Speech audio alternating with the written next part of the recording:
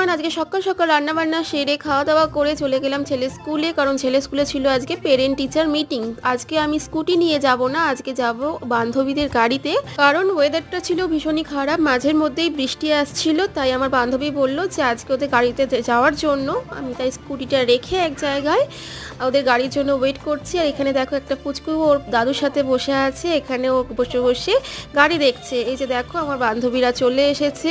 আসলেই অনেকটা লেট হয়ে গেল, কারণ ওদের একটু সমস্যার জন্য বেরোতে দেরি হয়ে গেছিলো। চলে এসেছি স্কুলে, এখানে অনেক পেরেন্টস বসে আছে। সেদিনকার ছিল স্কুলে বুক ফেয়ার, চলে এসেছি এখানে কিছু বই কেনার জন্য।